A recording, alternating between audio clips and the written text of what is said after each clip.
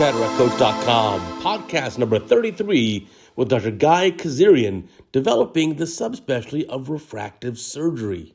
Welcome back to our Cataract Coach podcast. Today we have Guy Kezirian, who's done so much in ophthalmology in so many different ways. In fact, even on this call, I was surprised to see he has an AI robot following him around to summarize his video calls, his conferences, etc. Amazing things. We want to talk about his new endeavor, which is the World College for Refractive Surgery and Visual Sciences. We'll get into that. But also his path in ophthalmology, which has been very unusual, but incredibly successful. Guy, welcome to our podcast. Thanks, Uday. It's good to be with you. And of course, your success is everywhere. You know, we have our fellows around the world, 25 of them now, and all of them watch your podcast and your YouTube about cataract surgery and cataract coach. They cite it all the time. So you're contributing so much. It's great to be with you. Oh, thank you. It is a really fun project, obviously, to be involved with the teaching of the next generation. And you're doing that in a big way in a field that, gosh, a couple decades ago wasn't even recognized as a field, refractive surgery. Tell me about that. Well, and you know, it's as you know, you've been part of the evolution of it. We've had a series of technologies that have come along, starting with, let's say, radiokeratotomy in the 80s and went on to become excimer lasers, and now all these advanced lenses that we have and more advanced lasers in all of our imaging and diagnostics. It's allowed us to actually do something which motivated me to want to go into ophthalmology, and that was to actually help people see better. You know, when we look at the way that most of our efforts are spent, most of our resources are spent, they're treating a very important but very small part of what causes visual impairment in the world. And those are things like, you know, glaucoma and even cataracts, but corneal diseases, retinal diseases. If you take the numbers at face value, which has been done by the Lancet Commission on Global Health and Ophthalmology and other groups, the WHO has done some work on this, the Gates Foundation, different people have really looked at this. 89% or so of visual impairment in the world is caused by untreated refractive errors. Wow. So if you get 100% of all, let's say, visual impairment issues, like 11% are cataract, retina, glaucoma, cornea, all that combined, and 89%. Well, the cataract, I should have been more specific. Cataract would be part of the 89%. So cataract's about 20% of that, and about 80% of that is untreated refractive errors, including older people with presbyopia who just can't work anymore because they can't see and don't have glasses. Sure. It's hard to believe this where we live in the developed world and with all the resources we have. But you know, if you've been to Africa, if you've been to these places that sub-Saharan Africa, and where I spent a fair amount of time, it's appalling to see the poverty. And although the WHO with the Vision 2020 project has tried valiantly for decades to bring glasses to the world, we actually have more people and more higher percentage of people with visual impairment from refractive error than we had when they started that multi-billion-dollar project. Wow. I mean, good point. I went to Tonga in the middle of the South Pacific on a cherry surgery vision trip, a country that essentially has no ophthalmologists, no surgical ophthalmologists. And we did a lot of cataract surgeries, did a lot of other diseases. We passed out 1,000 pairs of presbyopic readers because the incidence of plain old presbyopia with no reading glasses, like you said, they absolutely are not functional up close. Well, good for you for going to Tonga. You know, all of us should be doing something with this, whether it's teaching or hosting ophthalmologists or, you know, new ophthalmologists from other countries in our practices, or donating funds, or going ourselves. We should all be doing something. The disparity of what we have compared to what's needed around the world is just shocking. And, you know, it's an interesting thing. I was in a business, you know, I did my MBA some years ago, and the frameworks in business school are so different than what we're used to in medicine. And one of the frameworks was this idea of differentiation.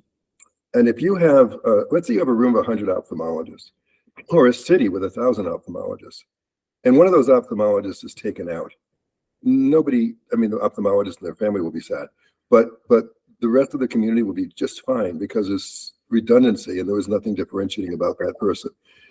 When you take an ophthalmologist like you and go to Tonga, and you're the only surgical ophthalmologist on the island, your impact is unbelievable. Right. And so this idea of looking at what we can do, where we can offer it, how we can do this is so powerful. And I think that that's really one of the motivations I've had. I've always been interested, even as a medical student and then as a resident, I was doing some third world, mainly Caribbean eye care. And I was just appalled that in the shadow of America, we have such terrible, terrible eye care, and still do, frankly, in many of those islands. So it's been very motivating. And I can tell you, more than anything else in my career, going on one of these outreaches with Himalayan Cataract Project under Jeff Tabin and Matt Oliver, and going on one of these projects in Ethiopia or Ghana, or I'm going to Rwanda in February, going to these places, and then having 4 surgeons in the course of a week give sight back to 2,000 people. Yeah, it's amazing. It's just absolutely, and you're taking the patches off the next day, and you can't help but be emotional because it is emotional. And they're saying, "Oh my," and they're touching the faces of their grandchildren and saying, "Oh, you must be so and so," because they're now putting the face together. Taking. We had one girl that just moved all of us. She was an 18-year-old. She'd been blind since she was about 10. We're trying to figure out, we're not sure what it was that she had. So some kind of viral disease, but gave her dense cataracts in both eyes. Took out her cataracts, and Matt Oliver, who's such a beautiful man, and he took her photograph with his iPhone, and he showed her her picture, and it was the first time this young, beautiful girl had ever seen her own face. Wow, that's amazing! It doesn't get any better than that. It's just beautiful. Yeah, I know. I've done a lot of these charity trips too, as well. And one thing I realized: other countries don't have seeing eye dogs; they have seeing eye children. Yes. So the grandmother gets this youngest grandchild who holds one end of a stick, grandma holds the other. That poor kid has no life. His job is the seeing eyes for grandma. It takes the child out of school. It takes the dignity away from the older person. I mean, it's for all of their daily activities, including showering and bathing and everything else. It's very humiliating for these people who are grown adults who have had a full life and then become blind. As Jeff Tabin says, their hair turns white, their eyes turn white, and they die. Yeah. And what happens now is we make their eyes better, and they don't die. We show them that they extend their lives by 6 years on average with a publication that Jeff did in Lancet. So when we recite someone who has these dependencies, people taking care of them, we can not only return these kids to a normal life, let them go to school, but 2.5 people are returned to productivity plus the person that is recited, for every person that's recited. Wow. So the economic impact of this, the society impact, the family impact, the community impact is huge. Have you integrated some of this charity type trips into World College? And tell us more about the World College. Yeah, so let's talk about that. I think there's a couple of frameworks here that are important. And one is that, why is refractive surgery different? And why do we have to be a separate specialty, not a subspecialty, but a separate specialty from ophthalmology? Well, think about what we do. We focus on performance. We focus on giving people the best vision they've ever had. So as opposed to stopping loss, we're providing gain. In ophthalmology, we typically try to stop loss. We try to prevent people from going blind with glaucoma or retinal disease or whatever. So that's on a playing not to lose. But with refractive surgery, we play to win. We play to give people better vision, better performance than they've ever had. It's typically paid for in a different way. It's not a reimbursed environment. It's done with cash pay oftentimes. And so the whole psychology, the whole framework is different in refractive surgery than it is in ophthalmology. And the metaphor I use is plastic surgery had to be separate from general surgery. It's a whole different thing. So refractive surgery has to be different than ophthalmology. We have to be ophthalmologists first. You have to be a surgeon to be a plastic surgeon. But it's different in its whole focus and framework, and therefore we had to be a separate specialty. So different than, let's say, cornea, retina, peds, oculoplastics even, just a completely separate arm. So not a subspecialty, but rather a distinct specialty. A totally distinct specialty. And what does that require? It requires standards. Sure. It requires standards because you can't have a specialty without standards. That means educational standards. That means testing, certification standards. That means even equipment and procedural standards and standards of care. And all of this has to be put into some kind of a framework that allows for people to recognize that this is a qualified refractive surgeon and qualified center, and allows people to follow a pathway to get them to that point where they become that person. And that is the entire purpose of the World College of Refractive Surgery and Visual Sciences. It is basically to establish standards, provide frameworks where people can come together and work together and say, this is where we want to go with the specialty. And here's the metrics that we'll use to judge whether or not we're doing it well. Wow. So I like that. So full encompassed program. So essentially, I guess starting with a fellowship, therefore, after an ophthalmology residency, let's say a refractive surgery approved type of fellowship. So we're working now on, and Dan Reinstein is the head of the standards and curriculum section. And these are large sections with many people involved.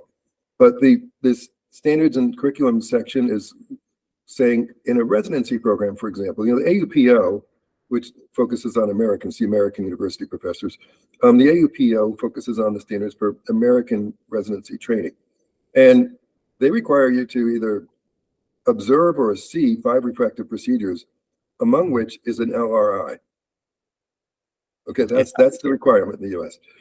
So we're working on saying, well, if you want to become accredited as a residency program that also is teaching refractive surgery, you have to do X, Y, and Z. And it's going to be actually doing both laser, both corneal and lens refractive surgery. When it comes to fellowship programs, there's many great fellowship programs out there. And I'll talk about the RSA fellowship program in a minute because it's a little bit different. But there's really no standardized curriculum. In fact, we looked at this across the specialties, and we didn't see any standardized curricula anywhere. So typically they're apprentice programs where you follow the senior mentor around for a year and you learn what you can through being on the job. Maybe you do a research project. But we formed a standardized curriculum that for the RSA fellowship program, and we intend to take elements of that for that work, but just hand it over to the college and say, here's what we think a standardized curriculum should look like. Here's what a fellowship should look like. How many cases, how many, what kind of literature are being provided, what kind of presentation requirements are there, what kind of surgical logs have to be demonstrated, different kind of elements of it. That then we'll go and credit all these programs that are great programs out there that we can then say, yeah, you're an accredited fellowship program. Why is that important? Because then after they do that, then they can sit for the exam and become a fellow of the World College of Refractive Surgery and Visual Sciences. So standards are critically important. The other aspect of what we want to do is position the World College, including visual sciences, and that's a really important distinction, including visual sciences, to provide a common meeting ground for the entire industry. Mm-hmm. So that's a big statement. So we've taken a few examples. There's 2 examples that I think are very, very germane. One is aviation, which in the 1960s had maybe 18 billion passenger miles in the US, which sounds like a lot, but one airplane could do a couple million miles by flying 300 people across the country.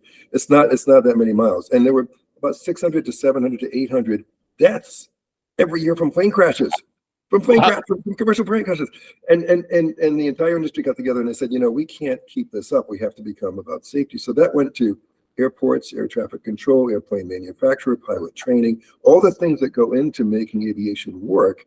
It said, here's our standards. And now they do over 1 trillion passenger miles in the US every year. And people get on the plane and they don't even think about it. I mean, I watch when I'm taking off in a plane, people don't even look up from their reading. They're going this metal tube going, 200 miles an hour before they lift off.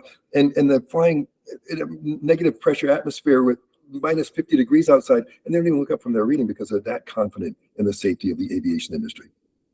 And look at the growth. The growth, you said, was from 18 billion to 2 trillion. So like 100x growth. Exactly. And so with that, we need to take that model and focus on safety. Safety begins with standards. So that requires cooperation and collaboration among everyone, beginning with the scientists. We more than most fields in medicine work so closely with our developers, with our innovators, our scientists, our just all the people that are involved in technology and innovation. And yet we've not ever provided them with a common place to come together and work together and collaborate and say what we're going to do next. Now, the other example that we use is the consumer electronics industry. So I don't know if you've ever been to the CES show in Las Vegas. Big show. Yeah, I've been going every year for the last 20 years, and we bring out one of our software crews over there, and that's their big, for them, that's a really great time. So we go to this conference, and I was just amazed, not at the contents of the conference, but at the structure and what they do, the format of the conference. So they bring everyone together. They bring the developers together with some of the users together, with the companies together, with the distributors together. And they bring them all together and they say, hey, you know what? Here's the standards of how we're going to do things. And actually, here's what we're going to do next. So think about this. We all use cell phones and we can travel around and change networks all the time, right? I go to Europe and my phone still works. I go to Africa, my phone still works, right? And here I am in America. How did that happen? That was not by accident. They could have all developed their own standards, but they got together and they said, here's our standards. My topographer can't talk to my microscope unless it happens to come from the same company that locks it into the same platform. I can't change data between 5 different topographers to evaluate whether they're consistent and looking at OCTs and looking at everything. I can't do it because we don't have standards. And we have to develop those standards if we're going to grow. Look at what's happened with consumer electronics. They went from brick cell phones and no computers in both of our lifetimes, right? I mean, we were in high school, a computer was a big deal. And to we're talking to each other now virtually as if we're both in the same room. And that's happened through a series of coordinated efforts in that industry to say, we're going to first develop smaller phones and miniaturized circuitry. We're going to develop better circuit boards. We're going to develop the internet. We're going to develop 3G, 4G, 5G, edge computer, Internet of Things. They've gone through this whole series of developments, and they weren't doing it haphazardly. They did it as an industry with standards. It said, then they learned the lesson from Betamax and VHFs. I don't know if many of you users remember that, but there used to be 2 standards for videotape, and they weren't compatible. And the better one actually lost because they weren't marketed as well. That was Betamax. And so VHS prevailed. They learned that lesson after that. They said, this is nonsense.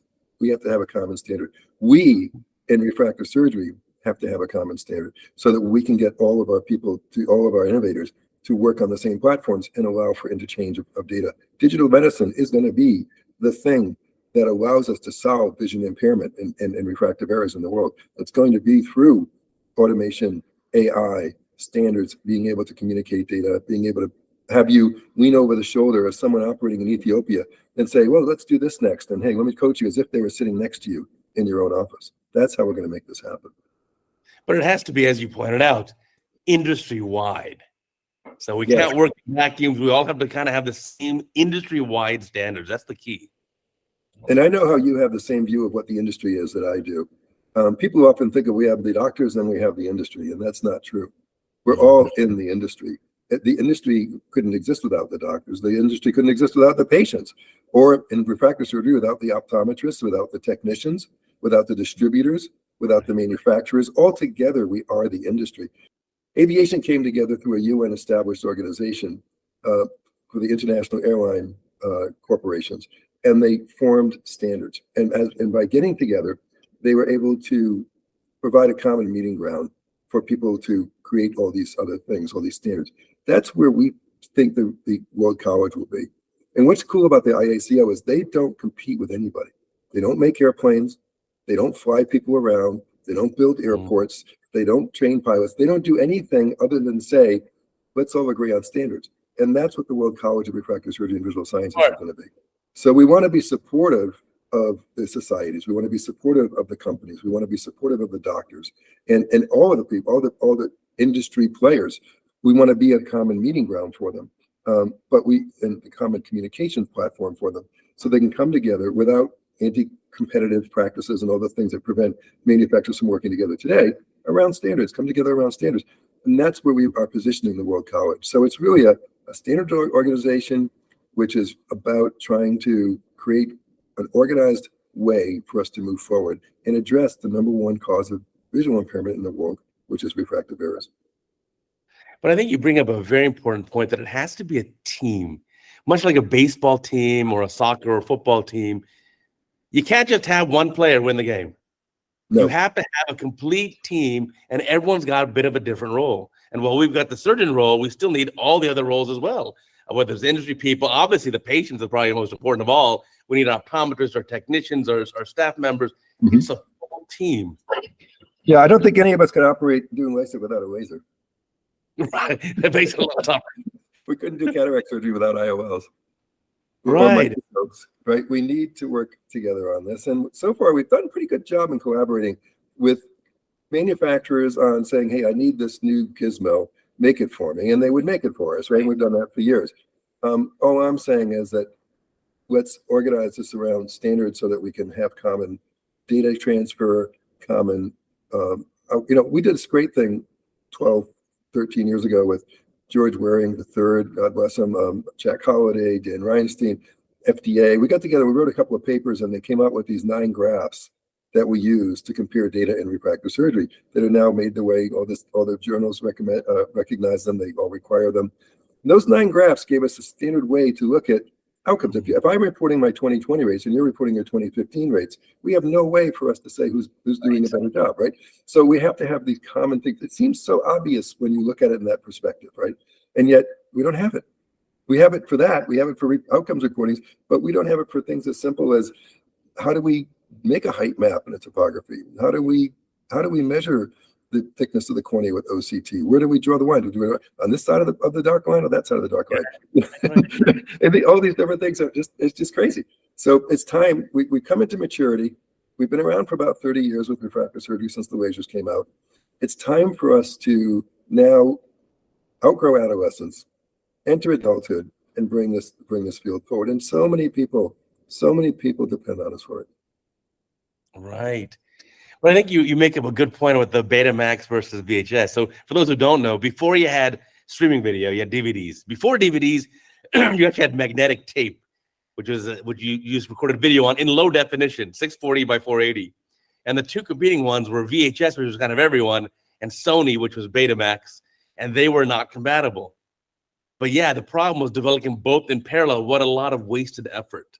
We should have been all working on the same standards. I think that's important. We're seeing that now in the digital operating room, right? We can start to see that we're all moving towards that digital OR.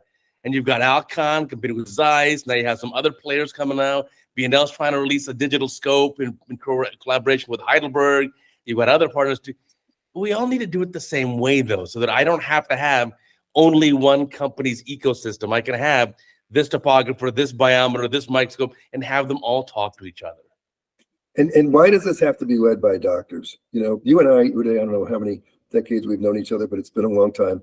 20 years. Yes. and it's because we make a lifelong commitment to our field.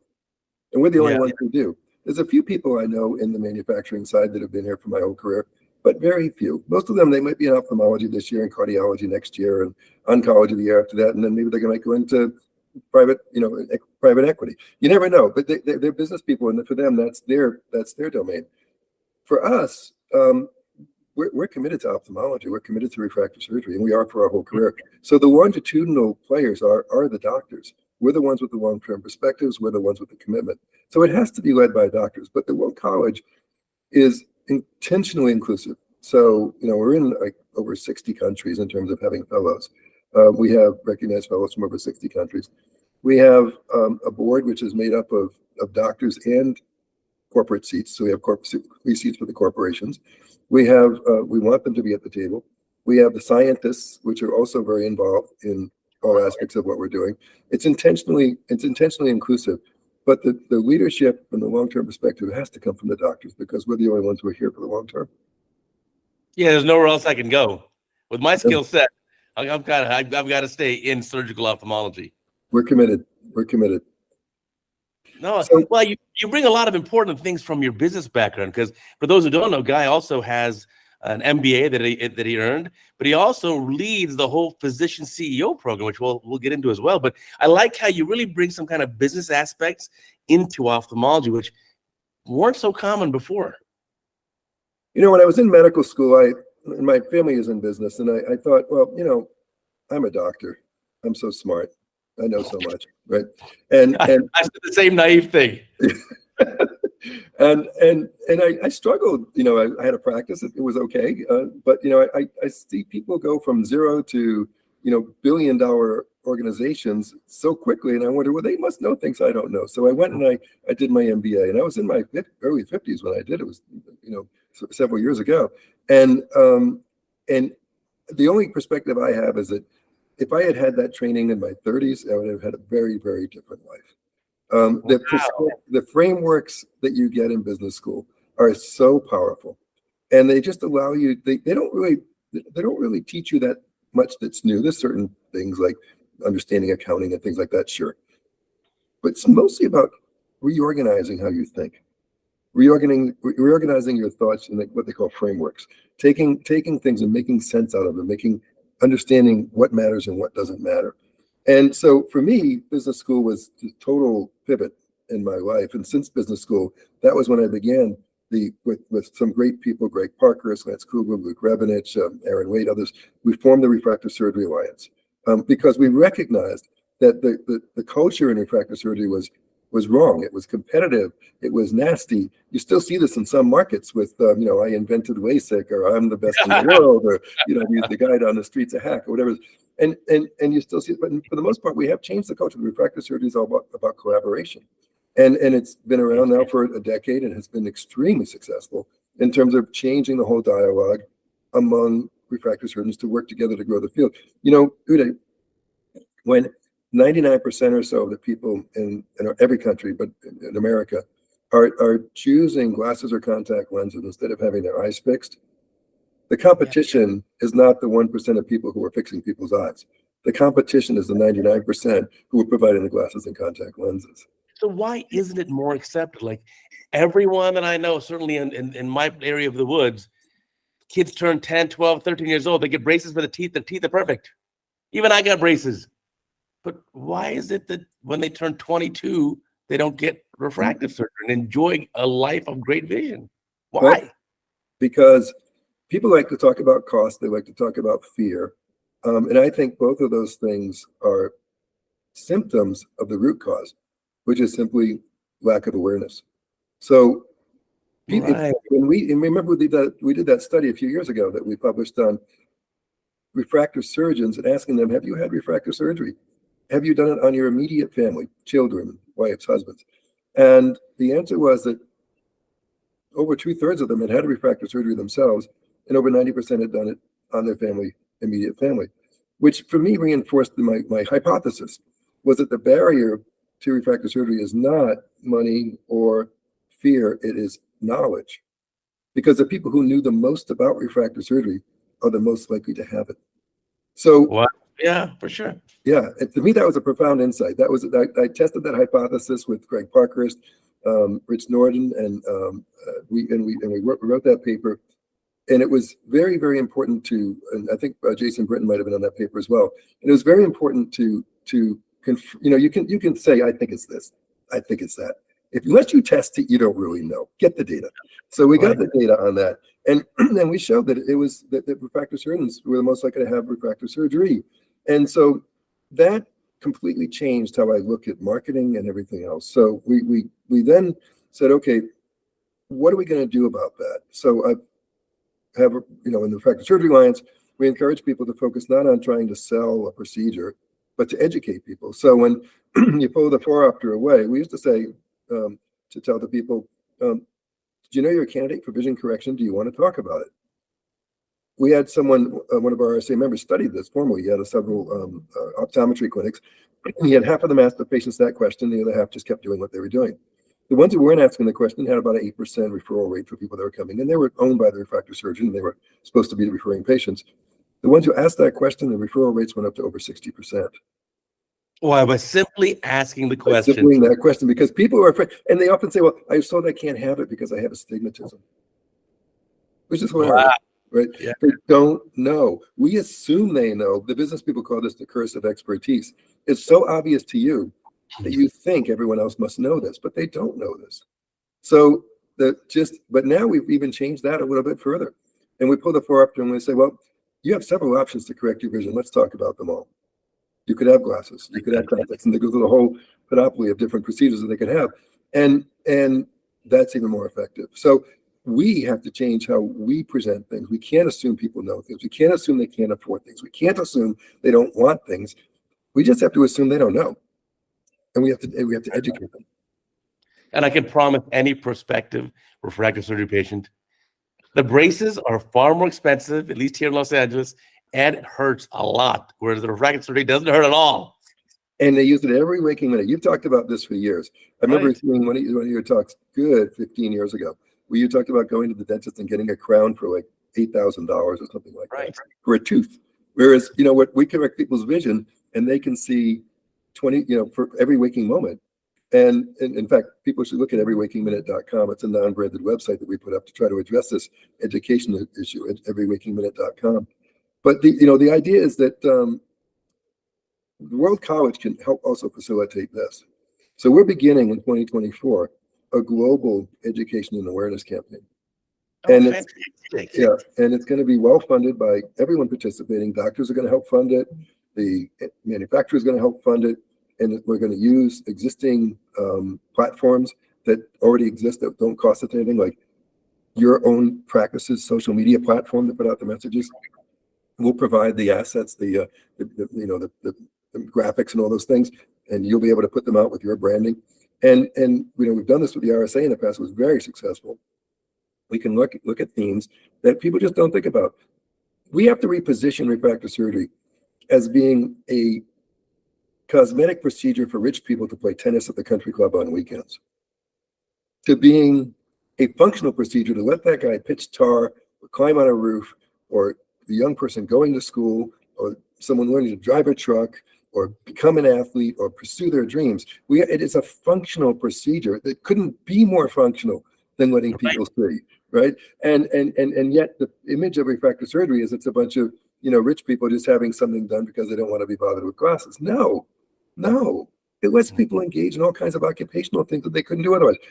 That's why in 2005, the U.S. military formed the WRESP program, the Warfighter Refractive Eye Surgery Program, which has done over 1 million soldiers now because they consider vision to be a condition for combat readiness.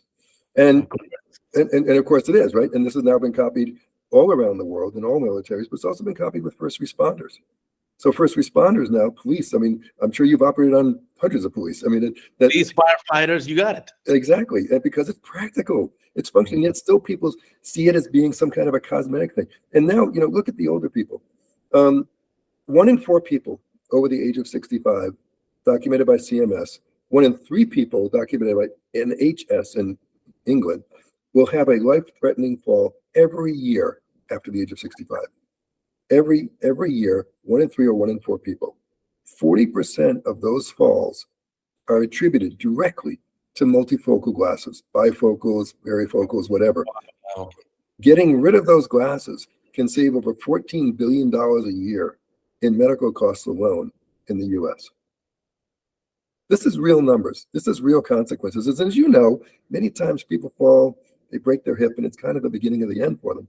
And we can extend their lives with this. We can give them quality of life. So our refractive cataract surgery is not a cosmetic procedure. And it's worth every single penny that people pay for it. And it's worth every bit of training that it takes, the kind of training that you support, to be good at it so that you can actually deliver that result. One of the things that, is maybe a little politically incorrect to talk about, I think it's so paradoxical and incorrect that most of ophthalmology, and I can say that with confidence, most of ophthalmology looks down upon refractive surgery. That's too bad. And it's always been that. It's crazy though. And there was some justifiable reasons. There were some definite cowboys out there that did some bad things. But that's still the prevailing. Most of the residency programs are run by retina and glaucoma people, and that's why we don't have refractive surgery in the residency programs. So they just don't think it's a serious pursuit, and yet it's so serious. In fact, with the Refractive Surgery Alliance, we've decided, and we'll talk about this in just a second, to form this fellowship program, and we recognized that there was so much to teach in refractive surgery, we couldn't do it all in 1 year. So it's a 2-year program. Now, the first year is the fellowship. The second year, they're associates. They're not fellows anymore, but they're getting the surgical volume with supervision. But there is no room for error in refractive surgery. You cannot take a 25-year-old and I broke capsule on their. I saw a case the other day in one of our journal clubs where was putting an ICL and they ripped the anterior capsule off. And yeah, we can't have that. We can't have that. Surgical precision is critical, far more in a refractive cataract procedure than it is in the, typical cataract procedure, right? Well, go back to the pilot analogy. You need to have that level of confidence. Right. Success. That's right. And that requires training, and it requires a different level of expertise. And so I think actually kind of like we look up, I do anyway, I look up at plastic surgeons as being really superior surgeons. And they're amazing. They go over the whole body. They have training that went on forever. They're amazing surgeons, very knowledgeable people. I look at refractive surgeons the same way, as being super trained, super skilled. And this requires that extra level of expertise. So, it's time, Uday, it's time for us to have refractive surgery as a separate specialty. It's time for us to have standards. It's time for us to come into maturity and out of adolescence. It's time to come together and recognize, that we have to stop focusing on strategies and tactics, and we need to get back to purpose. Because we train people, you train people, very important, critically important to what we do. Do a great cataract. It's cataract. You are the cataract coach, right? So you've invested so much in that. Absolutely essential to what we're doing. But if we're only doing cataracts on Park Avenue, millionaires, and we're ignoring cataract blindness around the world, we've lost purpose. We've lost sight of our purpose. Right. Absolutely. It's why you need to, you need to do both. I think you can do it in your own practice or your own environment, but also, like you said, it's so critical to take a trip. If you're a young surgeon and you want to really ramp up your skills, you can do a charity surgery mission trip with the most difficult cases and the most rudimentary equipment. It will make you a much better surgeon. It's the reason I did it. I used to do a week or two long trip every year for 20 years until COVID. Every year. And there's great people out there. There's great organizations that will support this. They know that you're learning. They'll teach you. They'll bring you through the whole process. They'll keep you safe. They'll keep the patient safe. They'll provide the resources and the infrastructure. Wonderful, wonderful groups that do this. I mean, Greg Parkhurst has a charity that goes down. The Hawaiian Eye Foundation does a lot of this work. The Himalayan Cataract Project, the ICO, see all these different groups are doing wonderful, wonderful work around the world. And so look them up and get involved, because I can tell you that I could buy you all the fancy bottles of wine and dinner in the world, but you take the patch off of someone who's been blind and you give them their sight back, and you see them, the joy, and you see them see their family for the first time in years, and you see them gain their dignity back. There's nothing better. Yeah, I think I always say the white cataract to me is the biggest and best miracle in all of medicine. Someone who's literally blind in 5 minutes, back to normal vision. It's an amazing thing. But I think it's important to get started young and get started early in your career. You bring up a very good point. 25 years ago, when I was a resident, there was no LASIK being done by residents at all, period. I found one faculty member, believe it or not, my advisor. She was a glaucoma person, Ann Coleman at UCLA. And I said, Dr. Coleman, it's really important that we get to do some LASIK. LASIK's now starting to happen. It's like 1997. She went to bat. She went to bat for the residents, even though she's a glaucoma person.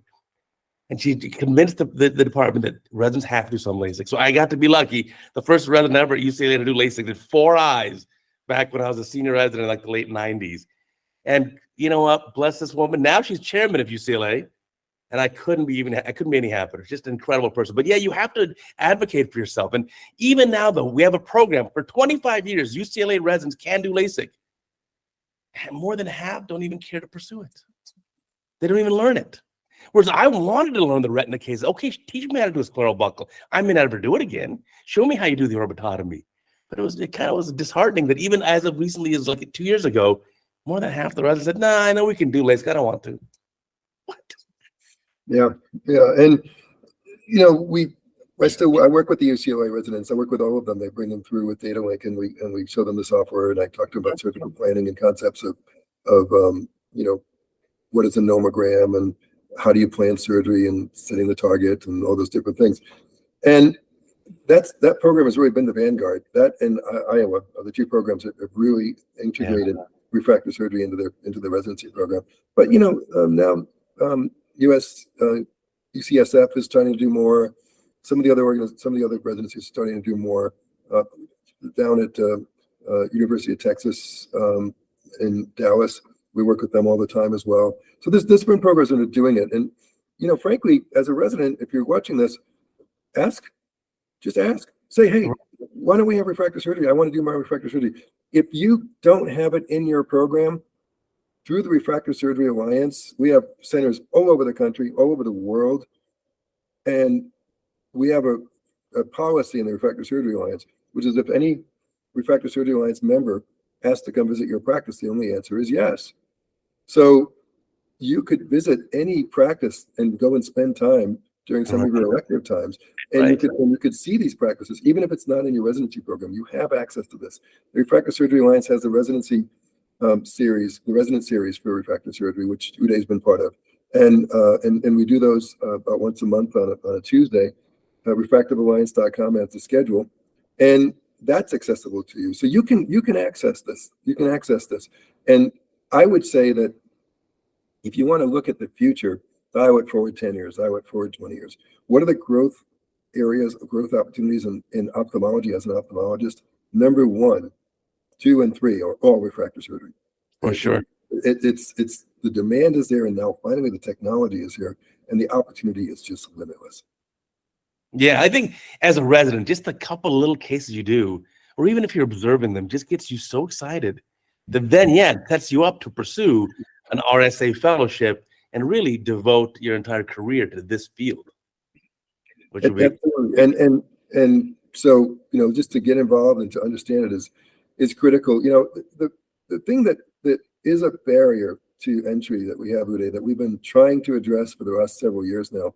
And of course, Helen Wu from Tufts University, and Radhika Rampatu is in London, Giovanni Taibi, who's in Florida, and Brett Mueller, who's in Texas. They're the academic directors of the RSA fellowship program. And what they've done is they've created a formal curriculum, as we mentioned before, and it takes place on Saturdays. And so the fellows come and they spend typically about 3 hours doing lectures. We'll bring in top people from around the world, and they will have these virtual lectures, present cases, do journal club, etc., and go through all the main topics of refractive surgery. And I've been amazed to see the impact of this program. These people come out after 2 years knowing more about refractive surgery. They know the history of it, they know the technology of it, they know everything about it. It's more than people who have been practicing for 20 years and just never did a fellowship. And what we did was we made it where any fellowship can become part of this. So if you have a corneal fellowship, you have a refractive fellowship, and you want to become part of this network, then you just simply join the network. And your fellow then gets exposure to all these resources and goes through the program.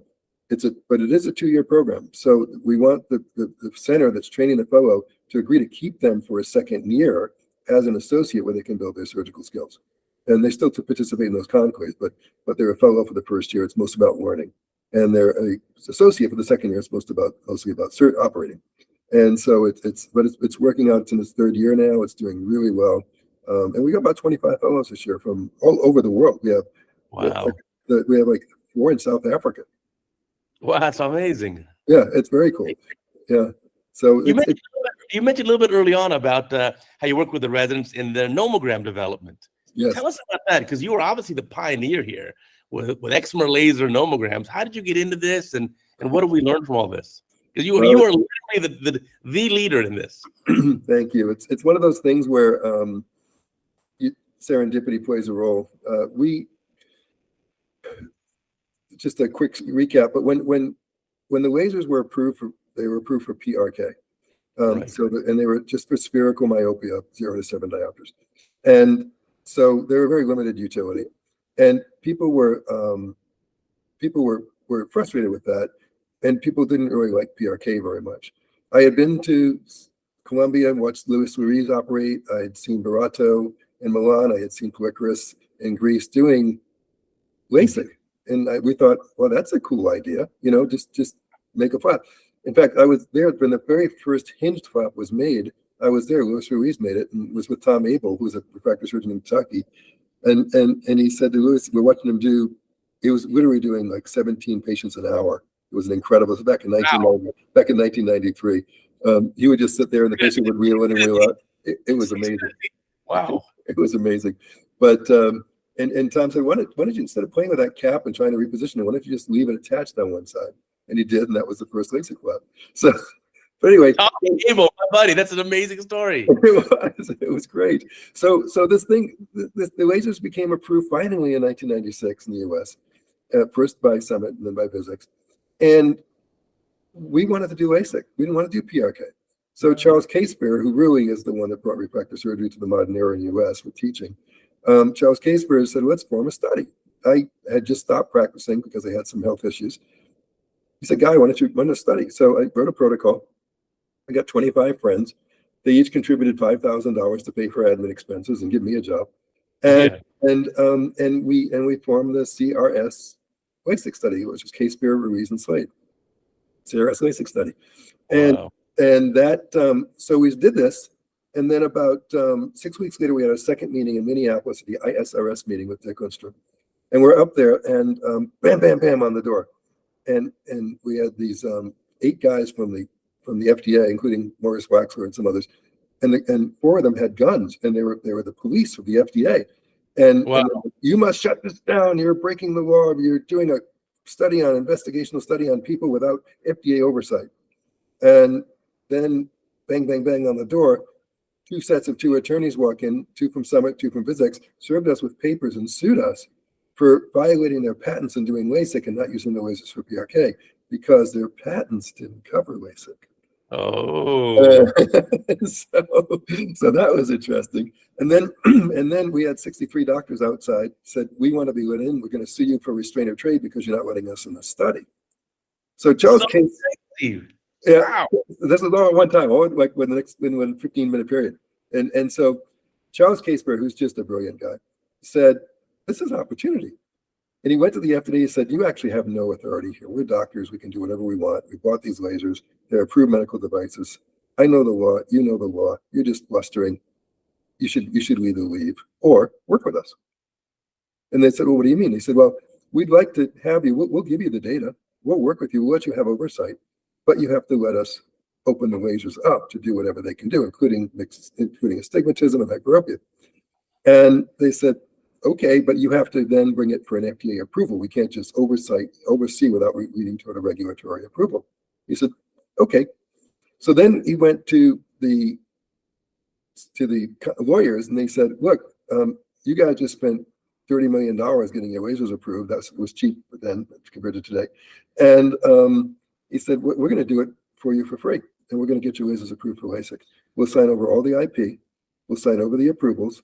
All we want is access to your FDA files in cooperation with the FDA. And they said, okay, not right there. It took about 2 months, but they said, okay. And then we went to the doctor and said, well, we now have lasers. We can open up your laser to do whatever you want to do as long as you provide data. And we wound up enrolling 312 doctors into the biggest FDA trial that's ever happened. And the only FDA trial that was ever funded by the doctors. So we wound up, the doctors paid for that. It allowed us to afford to do the study. We flew all around the country, visited all 312 sites, and we did the FDA approval. So we started getting all this data in, right? Now all the data's coming in, and it doesn't make any sense. It was terrible. One person would program a -5 and they get -3. Next one would program a -5, they get -7. It was like, what's going on with this? And so I called one of my mentors, Jack Holliday, and I said, Jack, can you help me make sense of this data? So I would flew down to Houston every week for about 10 weeks in a row. And Jack and I would spend the weekend just looking at numbers. And we realized that, hey, we can nomogram this. We can mathematically model this. And that began the concept of modern nomograms. So that led to a software company, which has a big AI backend now. And it's a product that's distributed with some of the lasers. And it works really well. And that's been my lifeblood for the last 30 years is nomograms. And it's allowed us to really improve outcomes to the point now where 55% of the people who use Data Link, which I think you use as well. 55, yesterday. Okay, 55% of the people who use Data Link have a 100% 20/20 rate for their myopes. I mean, enhancements are now unusual events. When we started out, every 3rd patient was getting enhanced. Wow, that's wild. Yeah, so the UCLA residents, the UTMB residents, some of the other ones, whenever during their refractive rotation, I volunteer to do a one-on-one with them for about an hour. I bring them through surgical planing concepts and nomogram concepts, and I get to meet this next generation. It's the best part of my week. So I get to meet this whole next generation of people, and they get to do better surgery. That's fantastic. Yeah, you've always been a big advocate of education. Absolutely. From the 20 plus years I've known you. Now, that also extends into your physician CEO program. Tell us about that. I am so tempted. I need to sign up for this. Tell me more about it. Thank you, Uday. So, as I mentioned before, business changes the way you think and look at the world. It changes everything. And Sure. and just it's one thing to not understand business and be critical of it. It's another thing to actually understand business and make sense of why things are the way they are. Nothing's by chance. So I did my MBA and I thought this is so valuable. And I went to the dean at the end. They do an exit interview, which is brilliant. I don't know why residency programs don't do exit interviews. Why don't we do exit interviews? How can we be better? That was the question. That was the point of the exit interview with the dean of the business school. How can we do better? They asked this with humility for every graduate that they have. That's a brilliant idea. It's such a simple thing, right? And yet, so I said, well, we had a class of 74 people. We had 6 doctors, and 2 of them were practicing. If we had all the doctors get at least some business exposure, we wouldn't have a medical crisis in this country. We would be saving tons of money. We wouldn't allow insurance companies and hospitals to extort money from patients. We wouldn't allow the pharma companies to be charging 10 times for drugs in the US than they do outside the US, because the doctors could do this. And she said, well, the doctors won't come. They're too busy, blah, blah, blah. We have an MD MBA program. No one participates. I was like, look, we're supposed to be the marketing school at Kellogg, which it is, the marketing and team building school. Why don't we make a program they can come to? And she said, well, will you help to organize that? So I said, yeah, absolutely. So I did. I worked with their faculty and we organized a program which takes the essence of an MBA program. It gets rid of all the stuff which is irrelevant, although interesting, like international finance and investment banking. It takes some of that stuff out. So it takes the core curriculum of the MBA program, adds in a layer of leadership, which doesn't exist in the MBA program, because the MBA programs are about management. They're not about leadership. So it's about middle management. It's not about CEO leadership. And this is a physician CEO program. It's about being leadership. And the difference, of course, is managers are focused on metrics and getting the job done more efficiently and task-oriented kind of pursuits, whereas the CEO is about who are we, what's our culture, what's our brand, what do we do, what don't we do, how do we align with others, how do we create value. CEO is more about the purpose of the organization and overseeing the managers, but it's not about doing the books. And so we put a lot of leadership into the program. Then we divided it into a time efficient format. So people come in on Saturday, they go home on Wednesday. It's a fire hose while you're there. It's pretty intense, but we do it over 4 modules, we call them, over the course of about 9 months, and it cycles every year. And then they come out with, during that whole time, they're working on their own business plan. Now that might be for a younger person, I'm going to build my first practice. That might be for someone in the middle, I'm going to grow my practice. That might be, I'm going to do a startup and create a new widget. It might be for an older person, my succession plan. How am I going to bring someone else in to take over my practice? And so great, interesting, diversity of business, goals that people come with when they design their business plans. But everyone leaves with their own real, actionable, go forward, what they're going to do next business plan. Wow, that sounds amazing. And this is every year. How many doctors do you have in your class every year on average? We try to keep it to between 30 and 35 so that we can provide it. It's a very highly individualized program. We've had as many as 45, but we realized that kind of diluted it. And it's not about being a factory, it's about quality. So we've limited it now to between 30 and 35. And you've been doing it for about 10 years now? Yeah, it's been since 2015 was the first year. 8 years, yeah, 8 years. So, and we just finished a class. So, but it's been real, some of the success stories are amazing by, happenstance, not by design. Most of the participants are ophthalmologists, just because that's my network. But we've had 15 specialties last year, but the plurality is always ophthalmologist, because that's my network. But very international. We had 5 continents in the program last year.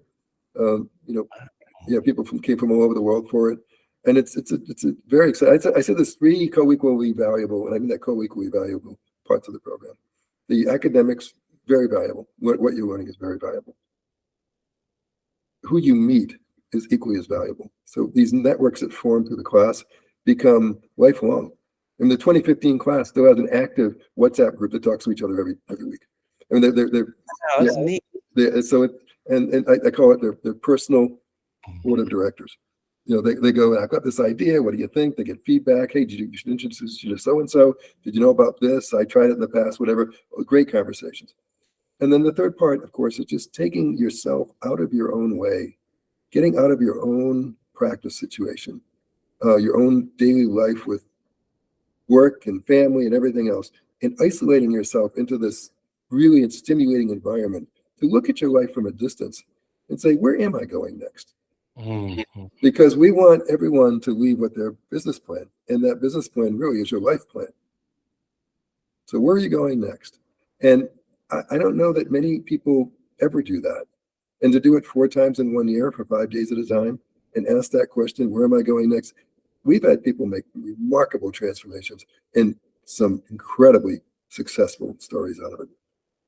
Wow, that is amazing. It sounds like I need to do this. Absolutely. I think I'm at a point now where I've got a lot of fun projects going on, and this would be a neat little adventure for me. I think I'd learn a lot. That's great. Well, I'd love to have you. Love to have you. So, you know, my whole focus is trying to, you know, I've had 3 parts to my career. You asked me talk about my career. First, for 10 years, I practiced.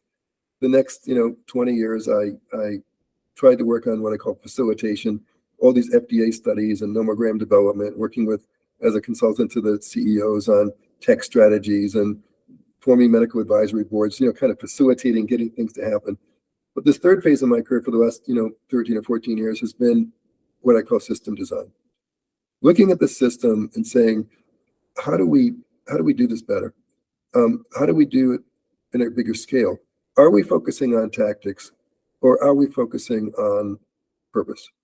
Are our tactics addressing our purpose? Or do we get so caught up? And I love to think about Elon Musk when he had Tesla and he was developing the Hyperloop, and they said, well, if your Hyperloop is successful, people will buy fewer Teslas.